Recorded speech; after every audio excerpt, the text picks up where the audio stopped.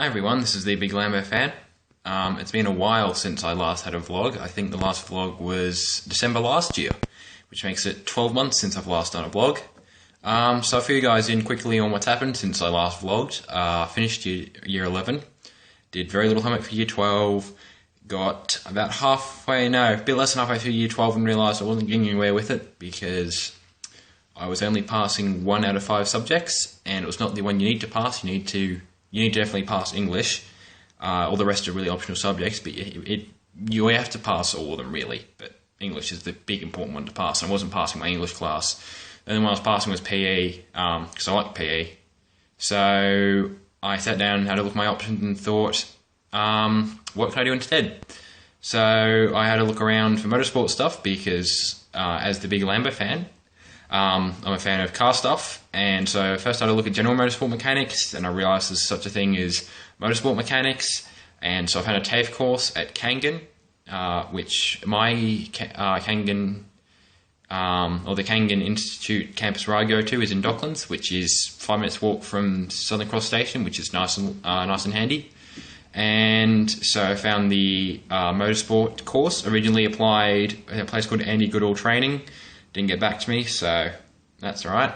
Applied to Kangan next, and got a call I think the next week. They're interested, and I'm like, yeah, I'm interested.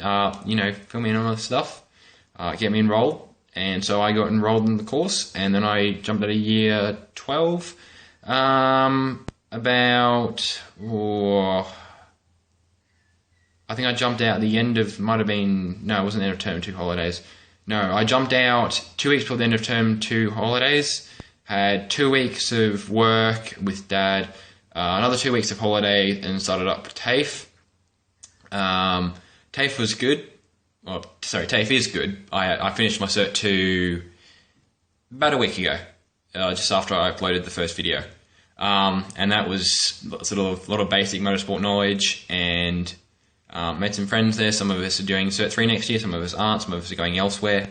So then in those 5 months, I've then, as part of my course, been to Sandown once, twice, 3 times. Once for the state round, once for the vet supercars when they were down, and then once for the historics. I've been to Phillip Island 3 times as well, actually. For the Grand Prix, which was wet and soggy and a little bit miserable, for the V8s, which was also a little bit soggy and miserable, and for the State Series, which was good, because it was brilliant sunshine both days, and that's why I'm still a little bit red and sunburned all over my face, which isn't good. And then I suppose it leads into the car I'm sitting in right now, which is, I put up a little snippet of it in my last video.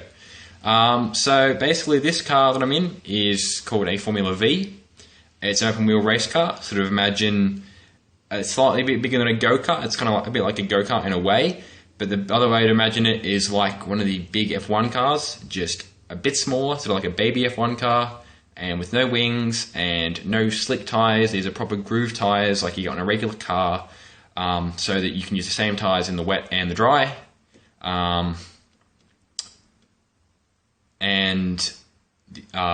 So just like a baby F1 car.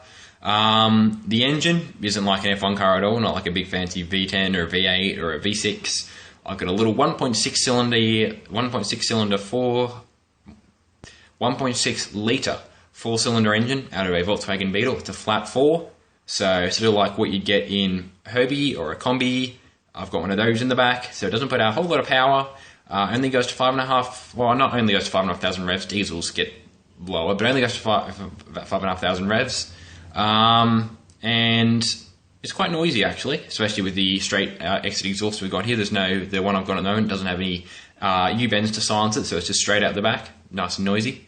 And while it only puts out something like 50 kilowatts, it only weighs 500 kilos as a minimum weight with the car and me and all the fuel and stuff in it, so it's really light. So it does about 190, I think, or just above that, down the front straights at Phillip Island and Sandown. I don't think Wyndham gets fast enough, but Sandown and Phillip Island. I was talking with my friend who I went to watch race last weekend. Was it last weekend? Yes, it was last weekend. I went to go watch race last weekend, and having done a little bit of simulator time with something like a V around Phillip Island, I use the gears a lot. And it turns out you only have to change gears 4 times, really. You go around like the first third of the course, change down to third for a hairpin, change back up to fourth, go around to a really slow corner that comes down after a hill. It comes down a hill and through a dipper. And then you have to slow down to third for that one, and then it's fourth gear all the way around the rest of the circuit. So, having 4 gears in my gearbox, I don't actually need those 4 gears. Let me just do a hand switch because my arm is killing me. Are we good? We're good. Yep. So, why did I get a Formula V rather than getting a regular road car? I grabbed a Formula V because I want to go racing, is the quick answer for it. Dad had sort of $8,000, $10,000 lying around that he wanted to get me first car with, and I'm like, well, I'm doing my Cert 2 in motorsport. I'm going to do my Cert 3 motorsport next year. Both of those, at least the on-campus components, are just a 5-minute walk from a train station.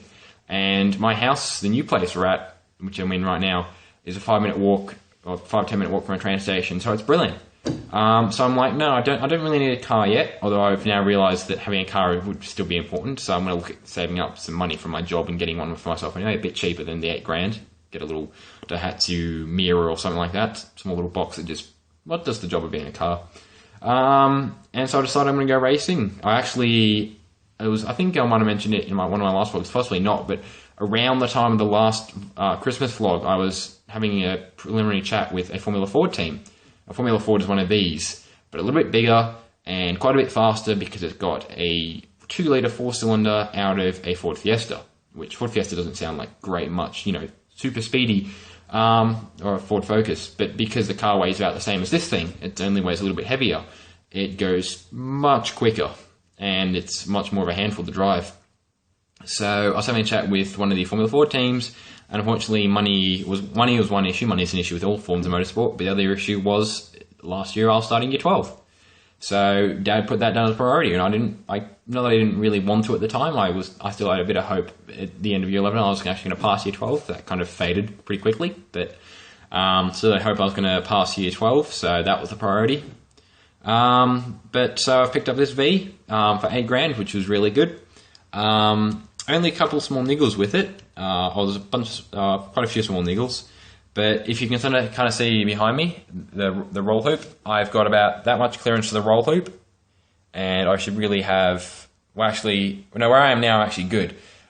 Sitting up straight normally, I have about that much, which that much room is taken up by the helmet. And basically what happens is, if I have a straight line from here down to the front end here, if I put a straight line there, which is basically where where if the car rolls, that's where the ground's going to be, my head becomes part of the roll cage, which means there's 500 kilos of car and my lower body pushing down on my neck, which would completely bug on my neck. I'd just be either rolling around in a wheelchair or become Stephen Hawking or worse. So where I'm sitting now, I've actually sat down a bit, which is good for me. I'm actually comfortable in the seat now, and I've got enough clearance. But the problem is now that my knees are bouncing off the bottom of the dash, if you can kind of see down there. My knees are actually touching the bottom of the dash, which isn't good for racing because it just means getting shunted, my knees all of a sudden become part of the dash, and that would become very painful, smash my kneecaps. So what we're going to do is, I shall jump out and show you guys. Let me just pull the steering wheel off and jump out. Stay there, steering wheel. Another hand switch. Alrighty, this is one part of getting this car. It's such a low seat, so it's a bit of a hike to get out of it. 5-point harness in here as well. Also, it's got a 4-speed gearbox plus reverse. Also from a Beetle. The actual stock components of this car is the engine, the gearbox, and the front suspension, which I'm going to show you guys right now.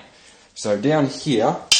Oops, sorry about that. Down here is the H-beam, which is considered sort of the whole front suspension mount, and then you get sort of the mounts up here for the hubs for the wheels, and you get the steering arms which go through the nose. Obviously there's a nose cone that goes across the front, it's that blue thing right there, but I'll just take it off for ease of access.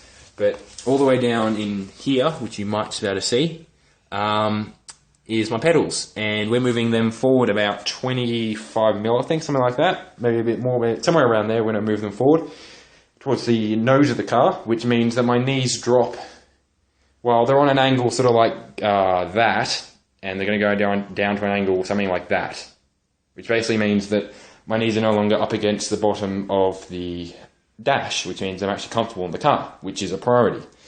The other thing, some of the other mods we're going to do is next to the pedals is the battery, which is not where most cars have them. Most cars have them underneath where the knees are of the driver, so I'm moving my battery to there. I've got a little timer that's hanging off the front right here.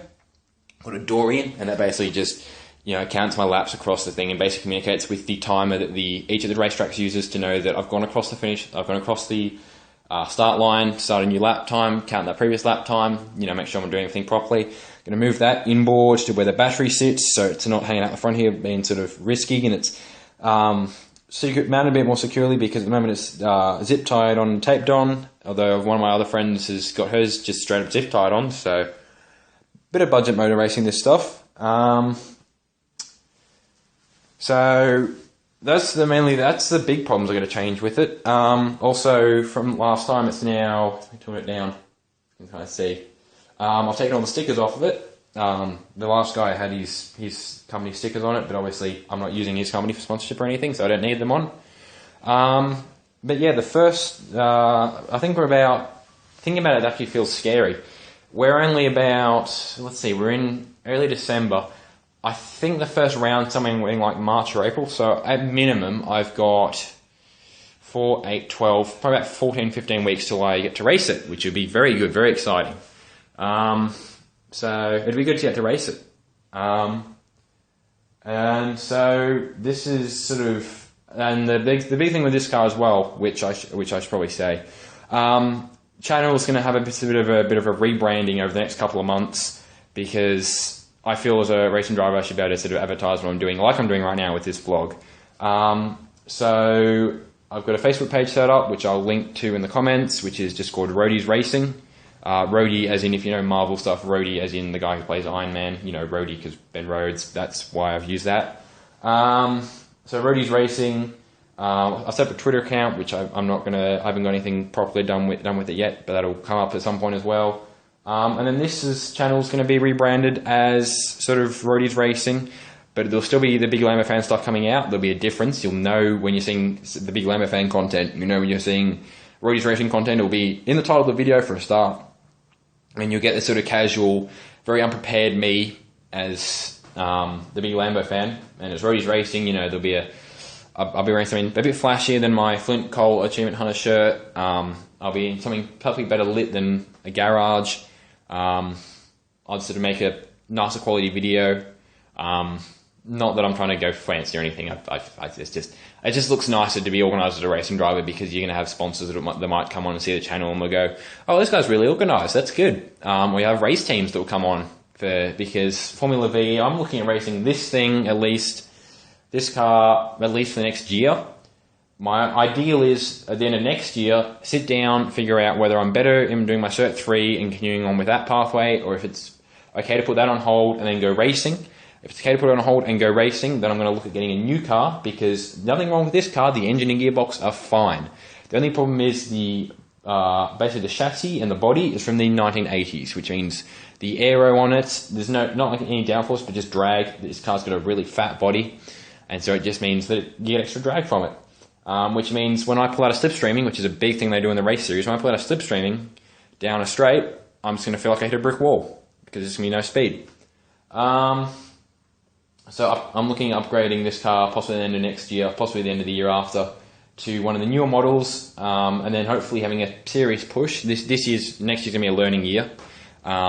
So sort of getting to learn the car, learn the tracks, learn the drivers, learn what my limits are, which is a big priority, and then if I need to push those limits, get myself up there. But sort of sit mid-pack hopefully next year, and then try and push for sort of top spots the year after V's, go through Formula Ford, and then maybe see what happens from there, because that'll be 4 or 5 years time, and the V8s are going to be so much different in 4 or 5 years. Support series are changing. The V8 Utes are going to be changing around in I think 3 years time. So I'll see where the sport categories are at the time. But this is sort of my career push at the moment, as well as being a motorsport mechanic.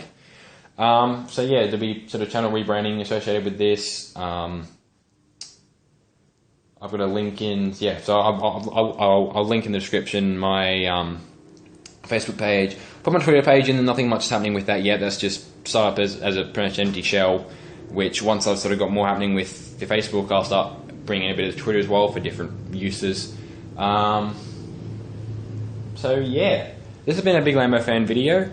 If you guys have got any other questions, stick them in the comments and I'll either answer them in the comments or I'll put another vlog up over the Christmas holidays, because I'm doing nothing really, just holidays, apart from doing a little bit of work on the car, just buying some bits and bobs for it so we can put them on next year.